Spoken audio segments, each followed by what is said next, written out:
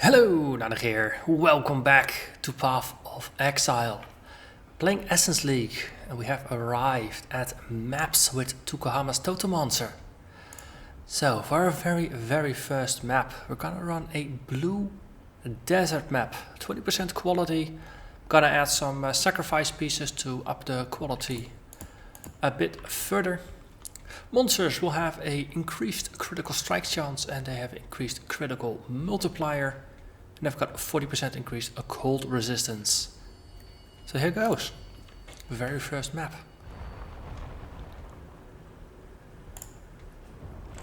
Heat, dust, wind. These are what forge strong minds and bodies. So this is reminiscent of a map that did exist before the Atlas of Worlds, and where you had the a Nightwane variation, the archer boss from the Dried Lake.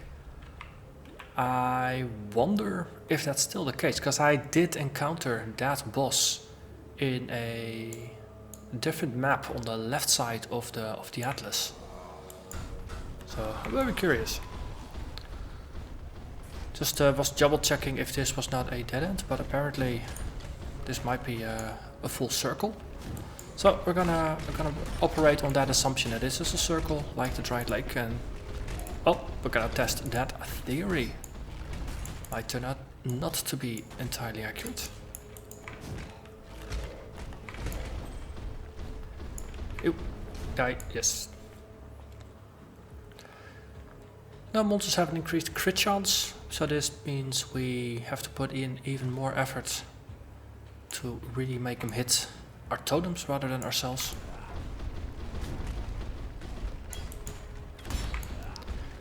And those archers, they will hurt. Another good thing is we do have an energy shield protecting us for a little bit. We're not really focusing on the energy shield, but we kind of get it for free with our body armor. So that's okay. Our golem leveled up. Leveling up our golem and totems. It's gonna be useful, it's gonna keep them alive a bit longer. Okay, so it turns out this was indeed a dead end, but slightly larger than I thought before. So I'm gonna stick with an old general rule from Diablo 2. Stick to the left hand side. Just like you would do there. Oh, from your character's perspective, that is. Oh, I see. Oh, this is a dead end, but I also saw an essence. Let's go there. Also, you, please burn. Yes, thank you. Draw them in, burn them down. Superior Colossal Tower Shield. That is indeed the very final kind of shield that we want. So we're gonna take this one for crafting purposes. Whispering Essence of Greed. I believe that's a lower grade than what we could theoretically find here. We're gonna be happy with it nonetheless though. Ooh, Coral Amulet. Nice. It spawned with Inner Treasure, thereby completing an encounter. So Inner Treasure is one of those pretty rare Nemesis modifiers that's... Oh, it's tied to an achievement, so you're always happy to find it, even if the rare itself isn't, or the unique itself isn't overly good. Well, this is Araku Tiki. Life regen, 100 evasion when low on life. Add some maximum life, fire resist, and 1% life regenerator per second while on a low life. I guess this is useful if you're playing a low life build, but I guess for most other builds you can get better. And indeed this is a low level version. Okay, we're gonna continue sticking to the left hand wall. Eventually we will return. And note to self, I still have to not put my totems away from each other. Rather, there is a bit of strategy to them. Shockwave draws things in, because we use Empire's Grasp. Then we have a Righteous Fire Totem that will inflict a lot of pain.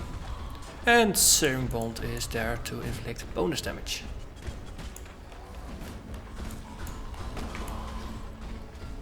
like that. Well, this map is definitely as erratic as the old version was. No matter what boss they'll have here. Well, they did shuffle a couple of bosses around. I mean, the old museum bosses are now in the Vile Temple. And toned down, so they're actually fair to fight, rather than just an outright kill on anyone that's unprepared. Oh, there's a cursor in the back there. Oh, Jungle Valley. It's not quite the map we're looking for, but we can throw it into the blender nonetheless. As I mentioned in previous episodes, I'm gonna maintain a strategy of going for the right hand side of the Atlas map. With this character, my Toxic Viking will take the left hand side, and once they get to the Shaper or something, there will be a bit of a crossover. But no, that's gonna be way into the future. Freezes you when activated, guarded by a pack of magic monsters, quality and extra sockets. Well, that doesn't sound like a bad deal. So, Shockwave, Burner, Line, Cold Immune, spawn some minions, and then just curse what's walking about here. Yeah. And that is that.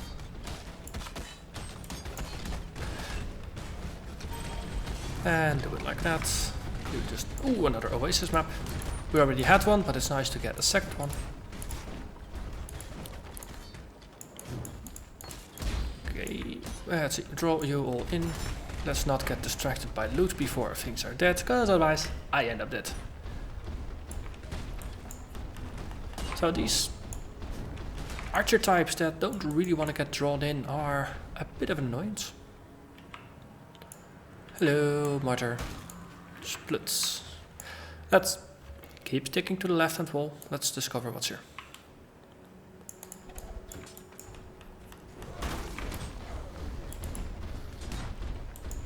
Have a Righteous Fire, have some Shockwave. Didn't really matter, they burned down anyway. Okay, this looks like a edge of the map. Oh, half broken down totem. Looks so sad. And we're making an interesting twist here. Wonder if in the old map we had a similar configuration while leading up to the boss. I wonder if that's a pattern that repeated, or if this is just a coincidence. That's a nice thing about the Atlas. Everything is new, even old maps. They have the potential to be new, and thereby everything is new. Because you are not certain what you can expect, and that is nice. That could actually become a regular thing, that if with a big expansion, like the major expansions. So that's the Atlas of Worlds, the Ascendancy, whatever 3.0 is going to be. If they just do a big shake-up to the map bosses and things like that, that could be interesting. Because then you're going in fresh, you don't know what to expect. Okay. Oh, stop. Trying to murder me. Thank you.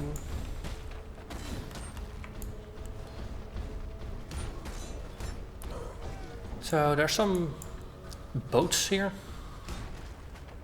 There's some of these Vol-like things. Now, potential alternative bosses could be Vol.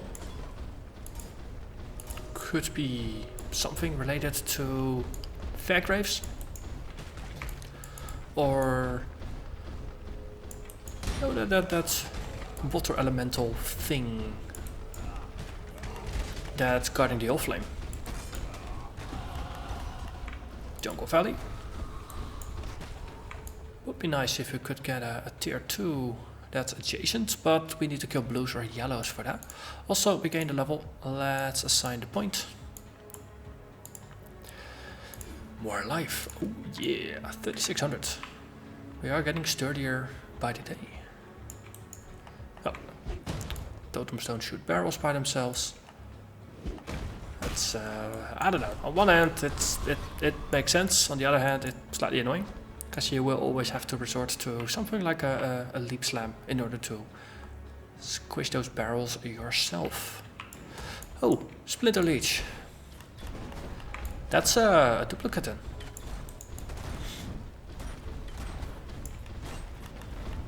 So, just gonna... That's not it, okay.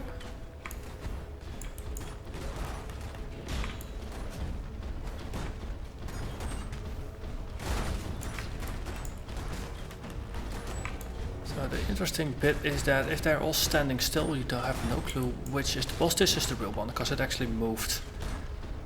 It was a very, very good reminder I got from a viewer last league. If it moves, it's the real one. If it doesn't move, it's not the real one. So we killed the boss. Still don't have the atlas. But now there is a Zana. But we're gonna empty our pockets first. Then complete the map, and then we're gonna chat with Zana, since I have no idea exactly what Zana is gonna do. Let's put this one in here with another item. Oh, which reminds me, I put this one aside to have a look at later, because this is what we found last time as one of the rare items in the somewhere in the mines, and it gives us a ton of armor. It gives us a ton of life, and well, some life regen. And we didn't have any resistances on our old helmet, so this might potentially be interesting. So this is something I'll look at, and we'll see what we can do with the Colossal Tower Shield. But for now, I'm not going to keep you in suspense any longer. Let's go back into the map. So Zana spawning in the laboratory is something I knew about. It was in the patch notes, I think, or somewhere in an announcement. Which is nice, so you no longer have to run, on average, about a dozen maps before you encounter Zana, and then you have to complete her quest, and then you get Zana. But if you happen to encounter Zana in, say, a tier 5 map, and the mission she gives you is like impossible conditions to clear the museum, and you lose your Juggernaut with that, then you're not going to be happy. Yeah, I'm still bitter about that. So I'm happy that she's now a guaranteed spawn, because she's a very, very crucial master to get. And especially for the more casual players like me, I'm not gonna run 20 maps a day looking for Zana. No, I play maybe an hour per day. So if I need to run 10 or 20 maps to find Zana, that's gonna take me a week. I'm very, very happy that she's a given now. That gives you access to the Zana dailies, and part of in here she also starts the actual quest line to find the Shaper. So in that regard, she's especially important. So there's 6 monsters remaining, and it feels like we've cleared most of the map. So you know what? Let's pour it out and listen to what Zana has to say. Very few people are capable of surviving out there. You must be exceptionally skilled, or exceptionally lucky. I hope it is the former. There's something out there, in the maps. Something that's shaping things. I can't quite describe it, but the very fabric of reality ripples with its presence. I need to find the source of these harmful manifestations before they spill into Rayclast. And since you're here, you get to help. Hopefully you won't go mad, or missing, like the last few exiles I tried to recruit. My name is Zana, by the way. There's something I need to show you. I have spent some time out exploring the maps, and despite their apparent randomness, there is a thread that connects them, a thread we should follow. The more we understand these connections, the more each of these maps can offer us, and the closer we'll be to finding out what is twisting them. This is the Atlas of Worlds, and we can use it to chart a path. Hello, Atlas of Worlds. It's been too long. So we just cleared the desert up here, And no, since I said we're going to focus on the right hand side, that means that the next map we're running is going to be the arcade, which will be over here. And then after that we have an oasis and a ghetto, which are the tier 2s that we're going to do after that. And after that we're going to run the tier 3s, and after that the tier 4s, and we're going to work our way upwards. So... Learn anything new, Exile? Can we go? Ooh, interesting. You can already buy maps right from the get-go, which is nice. That was bugged Stay when sane, Atlas Exile. was first introduced.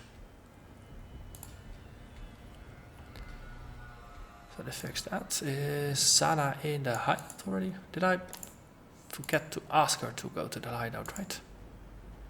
You can't, not yet. Stay Interesting. sane. She needs to be level 1 or 2, but she's here, which is good. So, next episode, we're gonna run the other map, the arcade, and that's gonna set us on the path to finding the Shaper. So, I'm gonna thank you very much for watching. Hope you join me again next time when we continue the hunt. Bye bye.